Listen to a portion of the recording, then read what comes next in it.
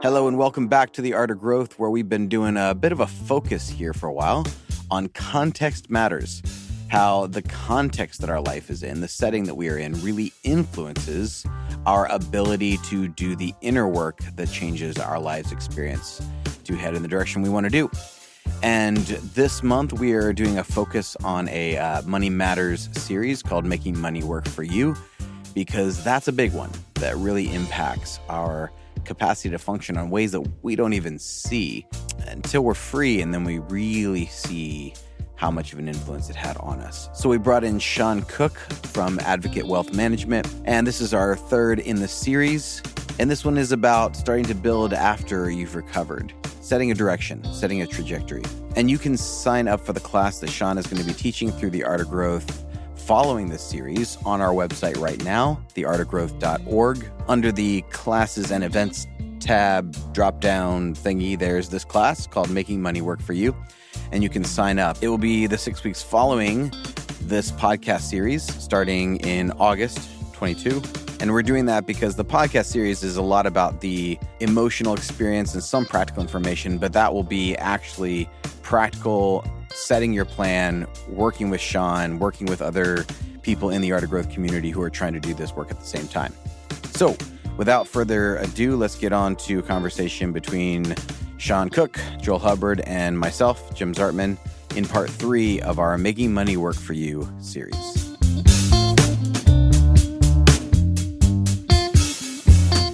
All right, so we set up in the first episode that the most important part of thinking through our finances and everything else is about our values, our priorities, our why of our life, not just what we're executing on. And last time we were talking about, getting out of the hole, getting out of a bad spot, how we have to go about doing that. But then I think, some people, they get out and they're like, oh, okay, I'm good, So this is about, okay, we're on the flat ground now. We're on stable ground now.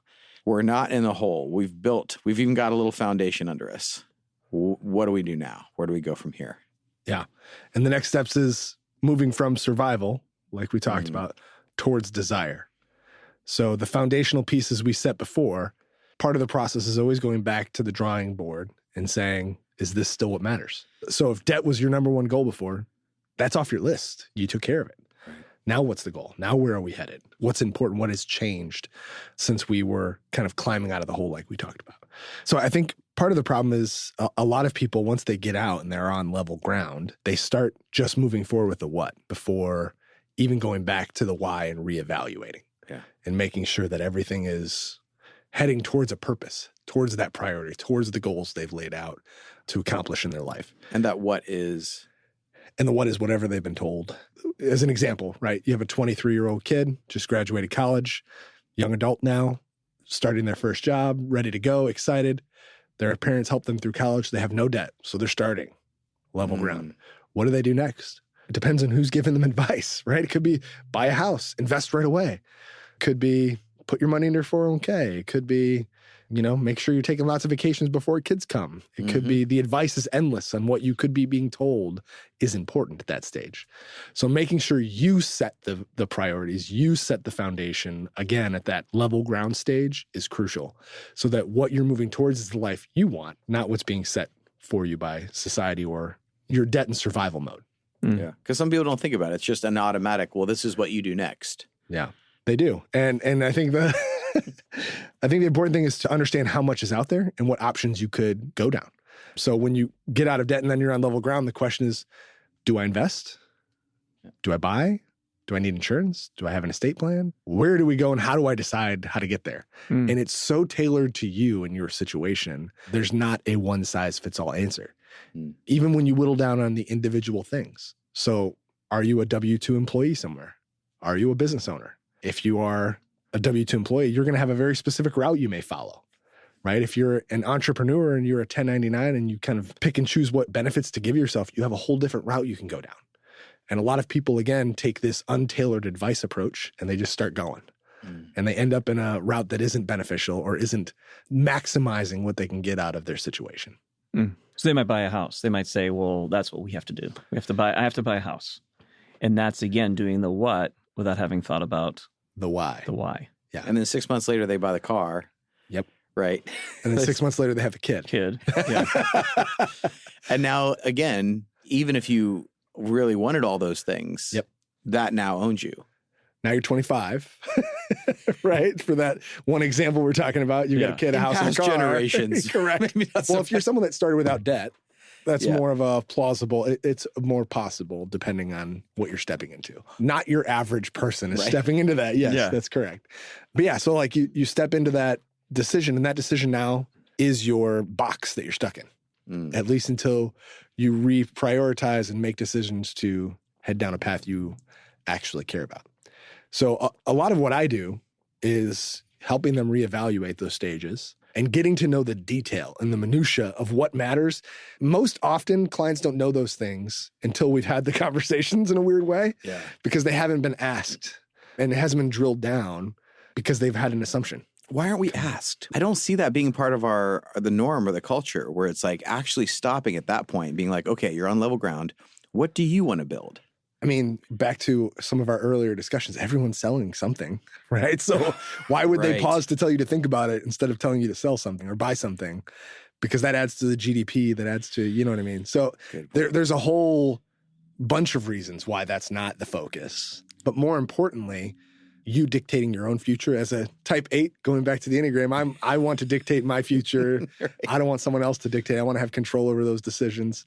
And as the social part of me, I want to make sure everyone else does as well. So it's kind of how I approach the situation to make sure you're doing things with purpose. You're doing things with meaning that will get you to the life that you care about, not what someone else wants you to choose or wants you to do, kind of down that path.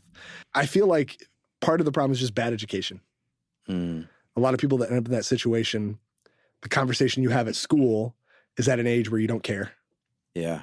So I taught a finance course at a university to 18-year-olds. They're adults.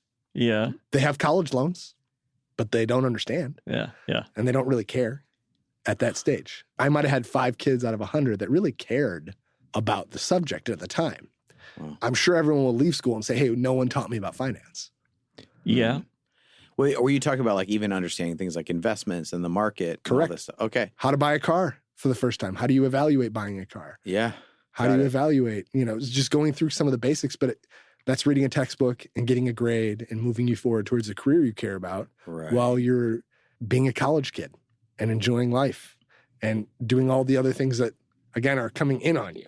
So is that something you're really paying attention to if it's not your career expertise or what you're trying to move towards? Not really, right? I think part of it is we're not ready for that advice sometimes when it comes.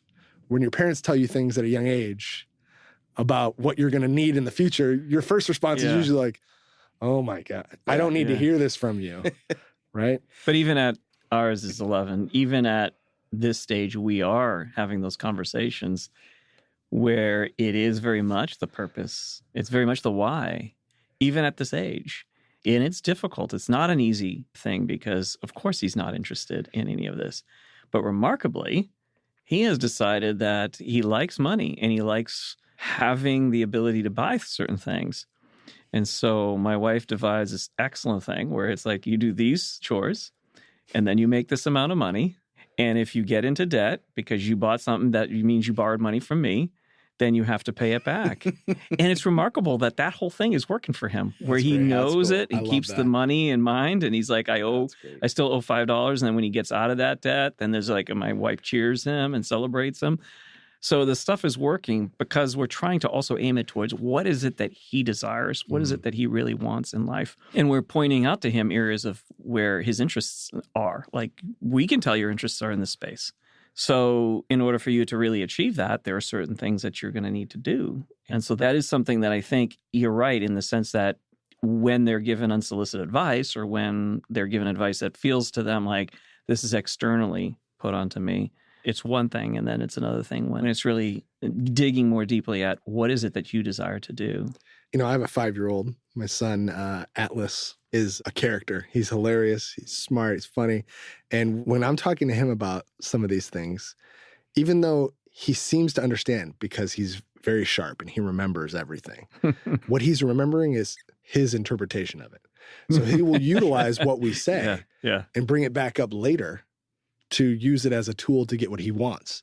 not in the complexity that we think he understands it. He's understanding it from his context as a 5-year-old, right? So like part of the problem is like in that context, it may make sense, but by the time you're 30 years old, it's not going to make as much sense. The context is going to be entirely different at that stage. So that's a good point. So we need this progressive learning, this progressive unfolding of complexity so that we can move forward to the right steps. Because when you're told about what the Fed is doing with interest rates right now and you're 18, do you care?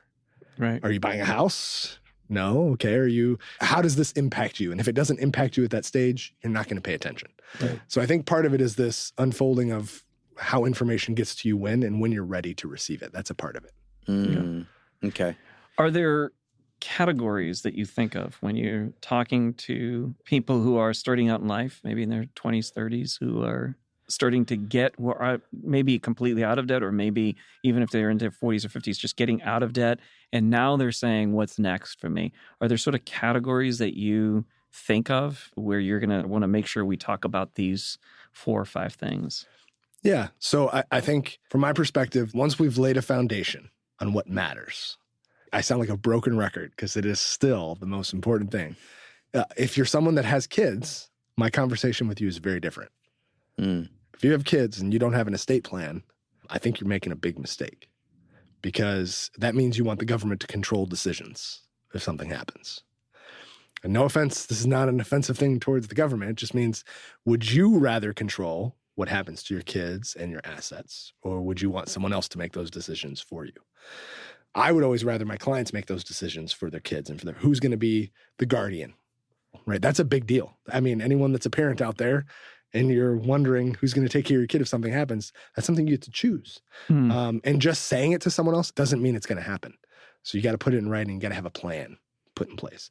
So that's a specific piece of advice that would go towards parents. If you're someone that's single, I've got clients that are, young, working in the city, got a great paying job. What do I do now? So then we walk through, well, what are the next few layers? Are you looking to buy a place? Are we saving towards investment? Are we working towards retirement? So we kind of open up the different vehicles that are available for how we should be spending, what we should be protecting, what are the different options available. So investing is obviously a part of it. Asset protection is a part of it. So that's something as simple as whether that's the estate planning or insurance, even as simple as like everyone if you have a car and a house, you've got car and house insurance, right? How do we get to those decisions? So it's evaluating kind of all the decisions that you're going to be confronted with. And then the other part of that impacts everything. One of my favorite movies is Meet Joe Black. Have you guys seen Meet Joe Black? Yeah. The only thing that's certain. Death and taxes. Death and taxes, right? Taxes and death are the things you got to plan around, right? How long off is that?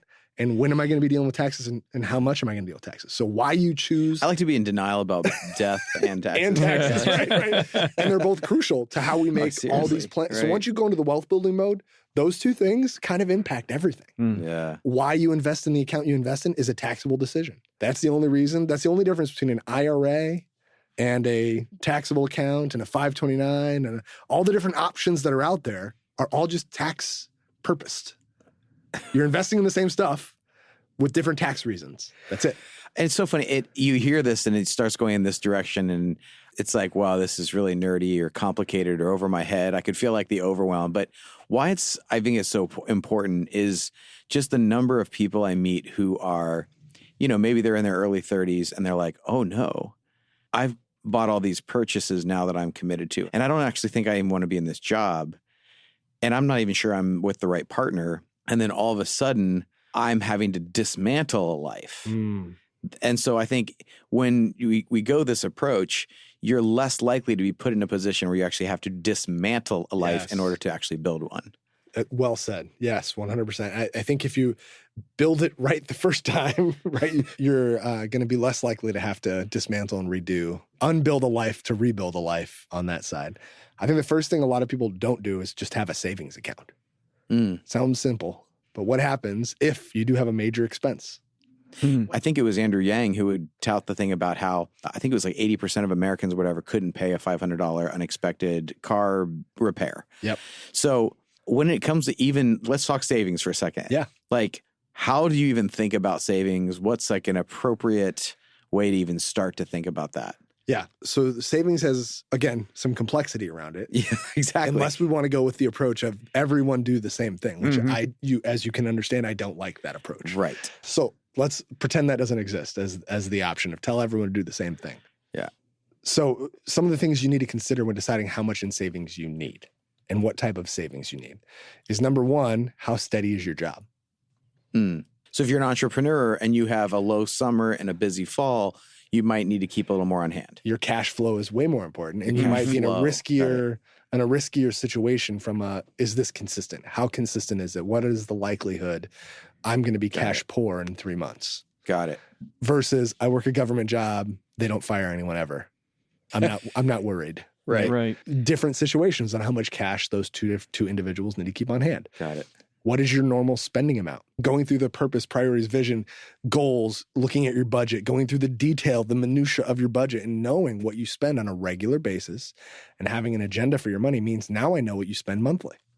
Mhm. And if I know what you spend monthly, I can tell you how much you need on hand based on the budget items that we've laid out. So normally the range is between 3 and 6 months for most people. Of expenses. In cash on hand. In cash, on hand, not invested, at least not in a risky investment or an illiquid investment. So that would mean not having it in something you can't pull it right back out of. Right. A lot of people think well, I've got it in a 12-month CD or I've got it in a ... fill in the blank with a different option.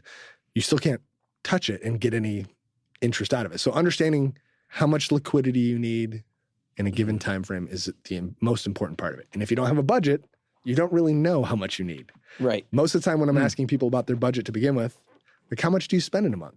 Most people way underestimate how much they spend. Yeah. There's lots of tracking tools out there now that help, whether you have Mint or you have something with your bank, that you can track some of that stuff. You can, and you should be. Yeah, you should at least have an understanding of, I like a 90-day window. If you know what you did in the last 3 months, that's your run rate. So that's better than looking at like a month to month. Yep. Like looking at a 3-month span. A 3-month span. That still won't encompass everything. But once you kind of get into it, so I use a software that we can look at year over year, month over month, the differences as we move forward. Yeah. And you can do that in some of the tracking software, Mint, like you said, and a couple of the other ones that are out there. But early on, before you get there where it's consistent, 90 days is kind of the key number to use as here's what you're doing. Again, that doesn't include if you pay your taxes annually, or it doesn't include your annual car sticker amount and some of those things that are one-time expenses so you gotta build a buffer in for those random expenses, or a sinking fund, as we call it. And there's a lot of things that I didn't know. Like when you start thinking of things and actually looking at this, like by moving and paying my car insurance 6 months at a time, I saved myself $500 a year. It's usually a percentage, a flat percent. If you pay up front, huge. You save money. I didn't know that. So you made 5%. Yeah, it's crazy. And I think no one ever told me this. Yeah. No one told me any of this stuff. And so it's actually starting to get some knowledge about this. So saving. So there's the general is understanding your expenses over a 3-month period of time. That's a really good, just understand this is getting the data end. And then, we've dealt with some of the emotional stuff, and now we're getting into the data stuff of okay. And then having this much cash on hand. You said this before. You're it's impossible for me to really give someone advice if I don't know kind of the situation and the goals. Because so many of the things that I'd come across previously in my life, it was always a one size fits all. Yep. You do this, then you do this, then you take this step. And if you're an entrepreneur, it's a good point. The cash flow will be different at different points in time. I heard a couple investment guys, they're well, because of this market and this market and this thing that's going on, I'm keeping more cash on hand because that's going to allow me to invest in this way in which I can't if I keep it tied up in this thing. And I'm just going, oh my God. And I think this is all still part of building the life you want. Correct. Yeah. Because we're dealing with complexity now. Oh, yeah. Right? We move from simple survival mode, which is and it is simple. Survival is simple. You pay X, try to get down on Y. What else can I do? Do whatever I need to do to get that accomplished. Yeah. Once you've accomplished it, it opens up like a flower. Now you have okay, now where do we go? Like I was saying, your situation dictates so much. What your goals that you're trying to accomplish. Are you trying to be a real estate mogul? Are you trying to buy a franchise? Yeah. Are you trying to just buy a townhome or a condo, right? All those situations are going to have different advice around them, because then you need to keep different amounts of cash on hand. or have different amount of liquidity, even if it's invested, which there are ways you can do that, where it can be invested but still be liquid, right? So there's a whole bunch of different ways you can go, and making sure that the plan is specific to you is, as we continue to say, the most important part. And I would suggest, if you're listening and you're saying, geez, I don't know what my purpose is, and, I haven't taken time to really think through that part, even after listening perhaps to the first episode and still saying, wow, I am at a place where I'm not in debt, I'm in a decent place. How do I find my purpose? How do I find that? Are there tools? Are there questions? Is there a process by which I can do that? Have you developed stuff around that, Sean, yourself? Or? Yeah, so I have a process that I use with all my clients when they come in to go through a set of questions and a conversation. And a lot of time it's tandem together, right? Whether it's one-on-one or the couple or a couple of people from the business, depending on what we're trying to accomplish, and just having kind of a deeper conversation around what are we really trying to accomplish? What are your real goals? Not what you want me to think sitting down for the first time.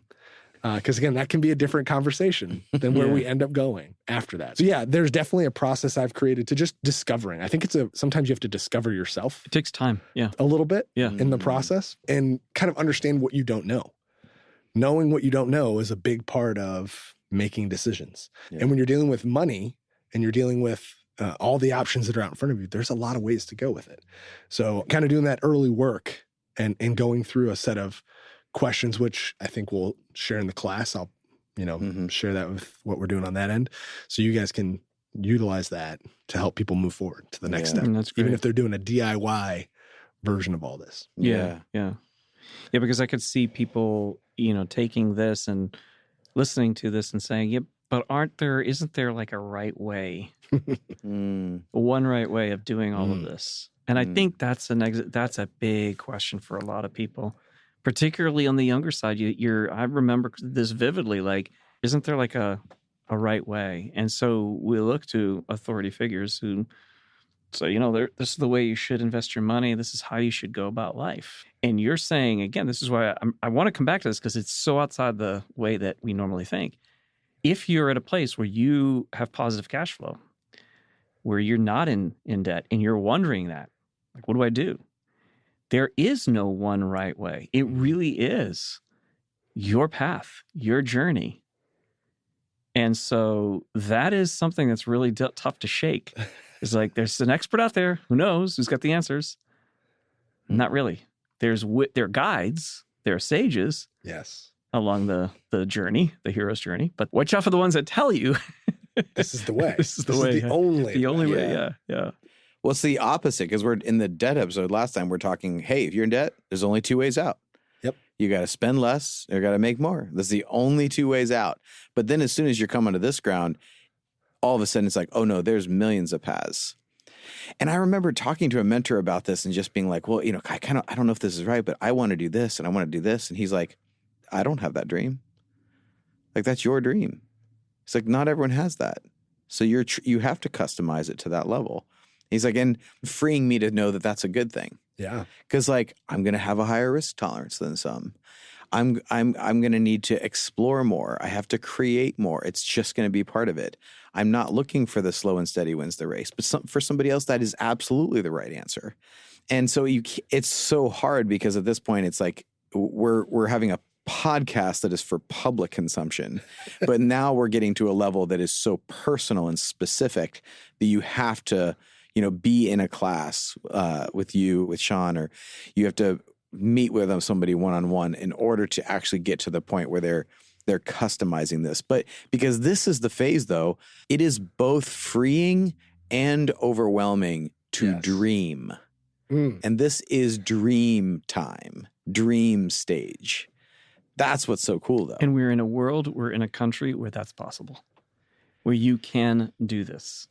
In some other areas of the world, that's not possible. But if you're here, what a gift, what an opportunity. And it's really but it is terrifying at the same time. So It is. I think I'm always wary of, do these 3 things. Learn the 5 steps. Do you want to know exactly how much money you need to retire tomorrow? Everyone needs this number. And again, I can tell you, no one is on the same number. There's no flat answer. There's no one way. There's a million ways to slice it. I have clients that live on $30,000 a year in retirement and clients that live on $250,000 plus a year in retirement, right? So you have everyone in between, and there's a lot of ways to get there, and they're spending on totally different things. Yeah. So there's no one route to get to the right answer. It really does have to be customized, and that's should be freeing, but it is, like you said, also scary, I feel like. So part of what I do is help them navigate a little bit of that fear. Like, are we doing the right thing? What's the right thing? Yeah. Well, is it consistent with what you really want? I always think of this parable I heard about the guy who had the little fishing boat, and he lived on the water, and he caught enough fish each day to feed his family and a little bit extra to sell so that to maintain their life. And this business guy comes down and he says, with a little extra work, you could have an extra boat, and then you could do this and you would earn this much money. And the fisherman's like listening. He goes, okay, well then what? Well, then you could expand it even more. And then you could have multiple boats and multiple people working for you. And then you could have this grow business and you could own this kind of property. He's like, okay, and then what? And it just keeps getting bigger. And then you could go international and then you could have this kind of business.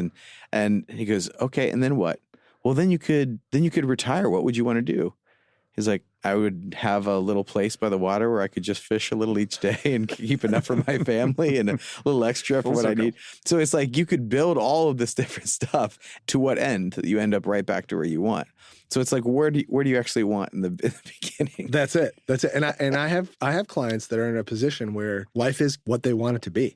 Yeah. Right. Where they can choose whatever path from a financial perspective.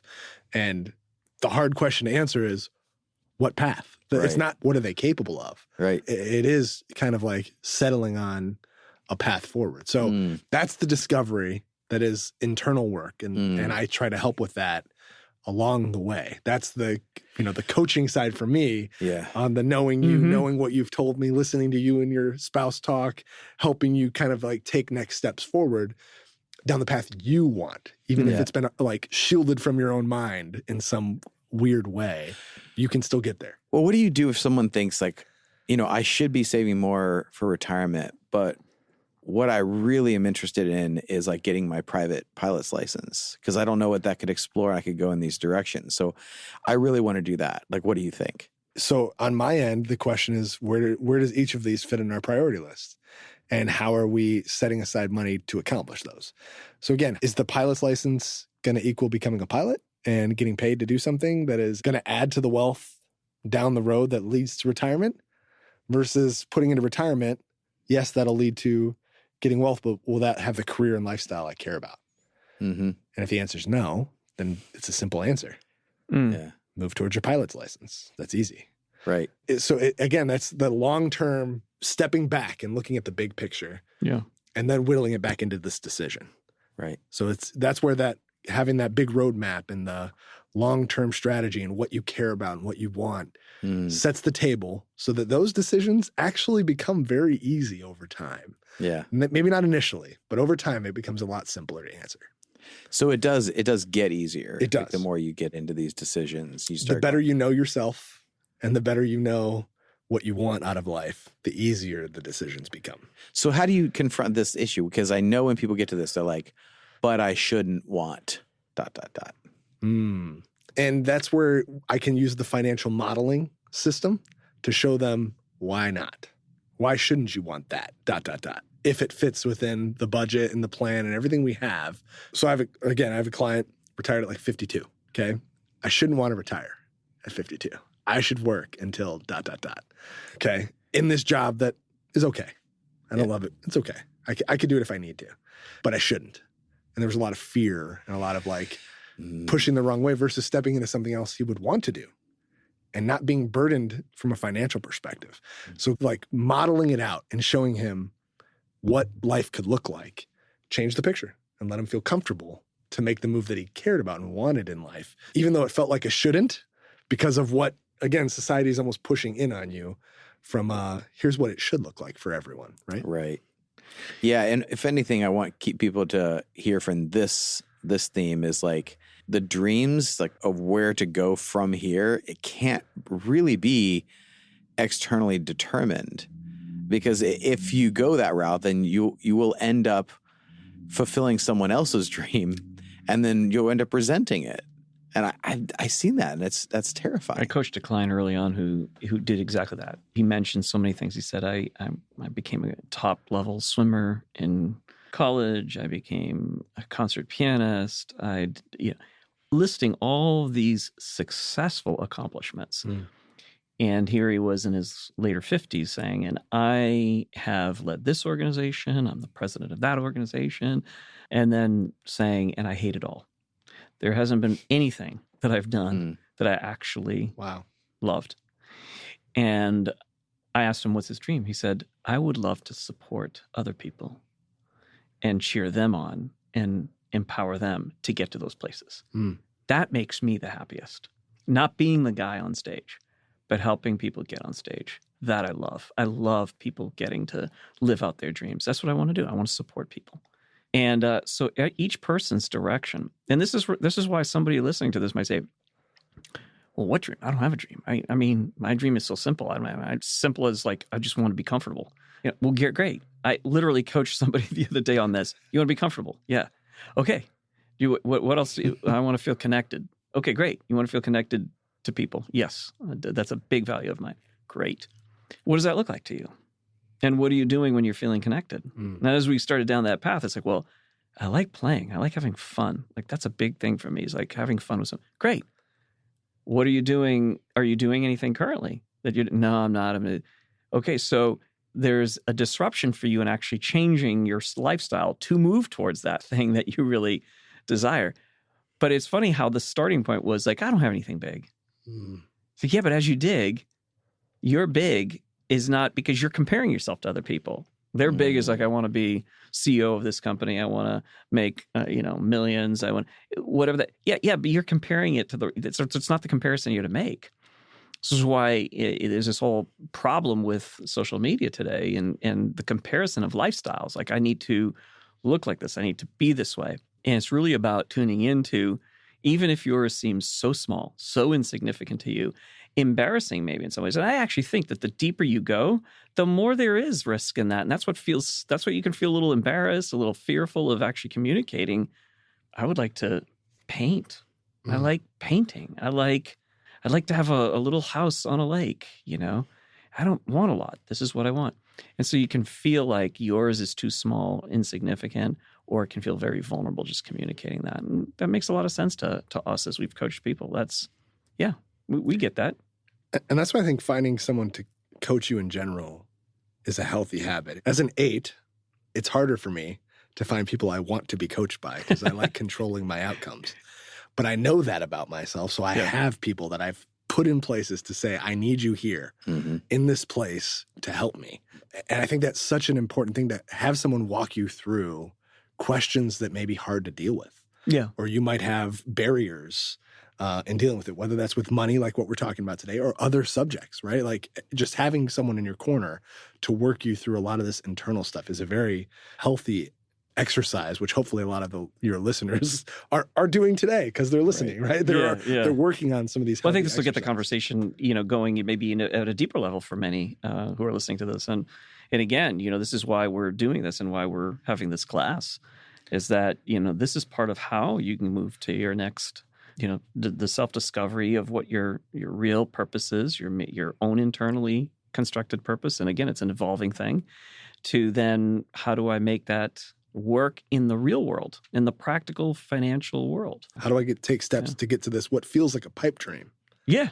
But putting practical steps to it makes it a possibility. Yeah. It's interesting. Over the last few years, I've really been paying a lot of attention to the stories of older people that seem really happy to me. And a couple examples is, there's one guy in my life, he was like 52, retired, moved. This is, obviously a long time ago, before all the stuff in Ukraine now, but moved to Ukraine. Him and his wife moved to Ukraine. They lived there for the better part of 9 years, learned Russian, and did leadership development because that's what they cared about. And they did that from their like early 50s to early 60s. And then they stopped that and then went on and then he started a consulting business and did that for a while. And then he kind of like left that so that he could do, invest in people, like more mentoring role. And I was just like, this is why you've moved in these different directions. You've like followed what really matters to you. And I know other people who, they left one career and then they decided they wanted to start this other business. The guy who owns my jiu-jitsu gym, he had a long career. He stopped that. He started another business. He sold that. And now he has this gym that's it's fun for him. Like, but you wanted to own a gym? Like, yeah. I know another person, she was in corporate world, retired and started a preschool. But it's just like, when you're intentional, there is so much this freedom. And so I've now met so many of these people in my life that I'm like, you seem like pretty content with your life. And it's like they pursued stuff that they were interested in. They dropped things quickly that weren't working. So they left things that was not meeting the goal that they wanted to do. And they were really good at leaving, which is I'm more and more admiring. Because they're really constructing all of this life, but they wouldn't have been able to do that without these components, without the component of this being really aware. Like, because it is absolutely untrue when people say that, well, wealthy people, that's because they're greedy. The most generous people I know are very wealthy, and they do things privately, and they enjoy and celebrate doing the facts and figures and making the deals and doing the business and getting things right. They love that, but they also love being generous. I talked in that last episode about when I lost my job, and one of these people just was like, here's your mortgage for next month. Like, it was nothing because of the freedom that they created over time.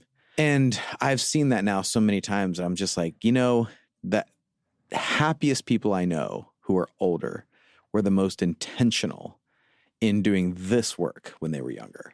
Yeah, no, that's powerful, because I mean, the clients that I deal with day to day that have what I'll call like an it factor early on. Okay, so not let's leave the retirees out.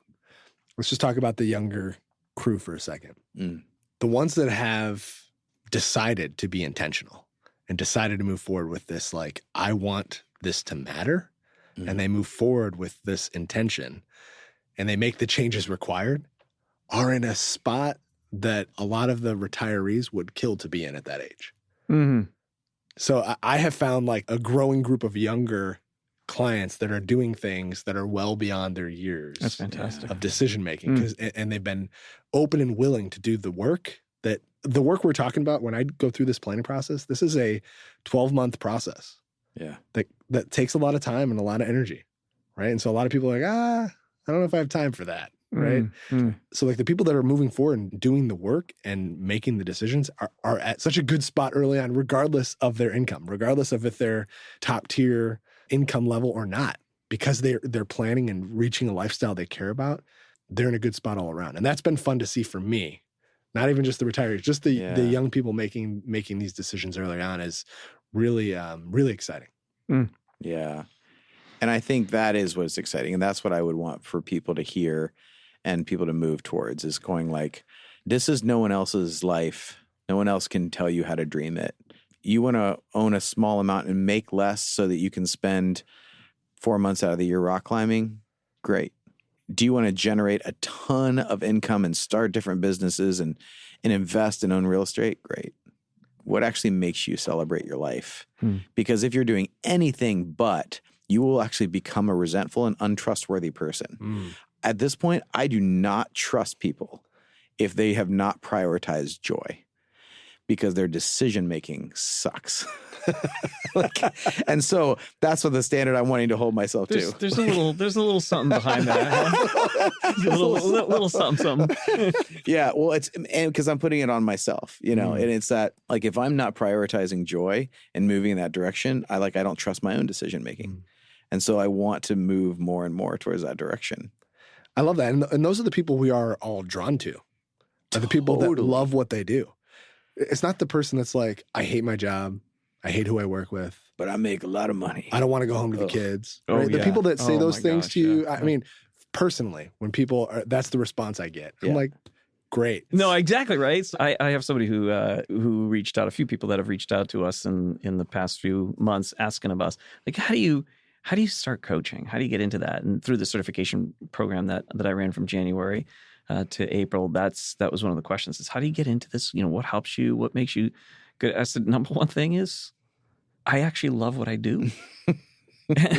And Totally. Pete, that's the first thing. Do you like coaching? Because if you don't like it, your clients will see it.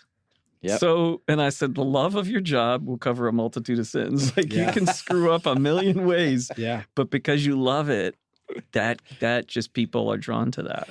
Yeah. I mean, I can spot immediately anyone who uses the phrase same shit, different day. I'm like, oh man, yeah. I will never hang out with you. Yep. We will never be friends. How do you even have a conversation after that? It's, it's just going down that. Because you're part of that. You're part of the shit for the different day.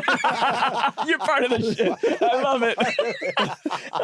So, never use that phrase. Like never. Because if you ever hear yourself, you need to change everything about, your Something's life. off. Something major is off and you got to make a change. Yeah. Because I am audacious enough to believe we're actually supposed to enjoy this ride.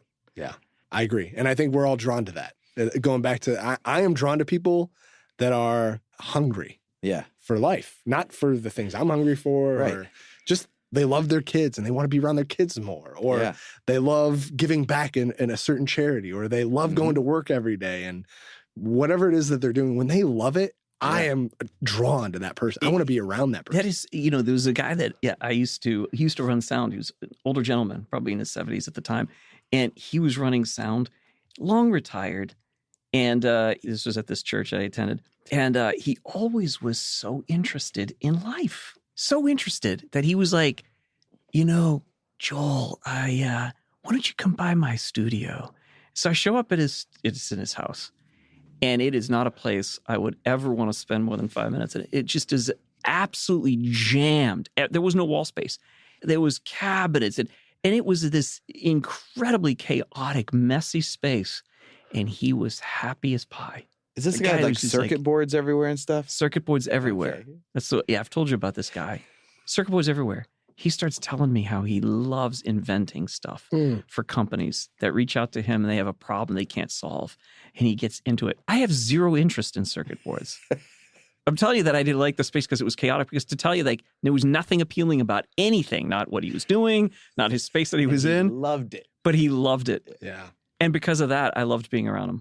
Yeah. It's so true that when you love something, it just has this magnetism to it. And it changes how you interact with your environment. I have one of my mentors was a professor of mine, and then I've like attached myself to him afterwards. And it all centered on one moment. So smart guy, knows a lot about a lot of different things, great at conversation, but I didn't talk to him a lot one-on-one until one day. I was talking with classmates, having a conversation, and class starts, and he says, "Sean, see me after class." And I was like, "Oh, no, what did I do? I didn't do anything wrong." Come up after class, right? It's just me and him standing there. He was like, "Hey, I printed out these 3 options for graduate school for you that I overheard your conversation and heard your interest. Here are some that are in Chicago, because I know you're from there, even though we're in Florida." And there was so much detail, and like that he was paying attention and he cared. Wow. The fact that he cared blew my mind, how he was like in a class of so many people and what was happening, that he paid attention. And we didn't have a one-on-one relationship at the time. Just kind of blew me away about when someone does care about what they're doing and they love what they're doing, they have a different intention and they can leave a much bigger impact on the world around them. So I've carried that forward since that moment. And he's a mentor for other reasons beyond that. But that reason alone showed me something that was really important just in life. Yeah. Yeah. I felt like the theme of the first episode was this like ground level, like values, priorities, like what actually matters. You got to get into it. And that's like some gritty work. And even like getting out of the debt, out of the hole is like, that can be some gritty work, that's like hustle. It's like, but this is like, hey, let's dream. This is like beyond values. This is like absolute like joy, wonder, awe. That's the point of this next stage of your life, like financially, that's what we're trying to move towards. And I love that. And so I think that gives us today in this episode. And this is great because your dreams are actually holy. And nobody else wants that. And like, Joel, I love that story because you don't want to sit in that guy's dream, but that guy loved his dream. And nobody else's is yours. Like the thing that you want, the dream that you have, the desire you have doesn't look like anyone else's. And someone else's life might even appeal to you, but if you did it, you wouldn't actually like the process. You might like the product, but you don't like the process. So what is the process that you would actually love to be in? Because if you can start getting this stuff right, man, all of the other pieces can start coming together. And that is good. So thanks for joining us. And I hope that this episode does encourage you to dream, but dream with intention and dream with plan. Even if you are like me and that doesn't come extremely naturally and you do have to work at that a bit, but it's worth it. So we would love to have you join us for this class that Sean is teaching following this podcast series in August. And you can do that at theartofgrowth.org. You can also sign up for our newsletter there, as well as schedule coaching calls, reach out to us about corporate coaching, and take a free Enneagram test or instincts variance test there. But for now, my friends, dream. And as Bono says, dream out loud with your life, with your calendar and your checkbook, where you can see what you're really building. With your time, with your energy, build well and dream well toward what you want to build. In this, your one wild life. It is beautiful and it is good and no one else can make it happen. So come along and live into it. Grace and growth, my friends.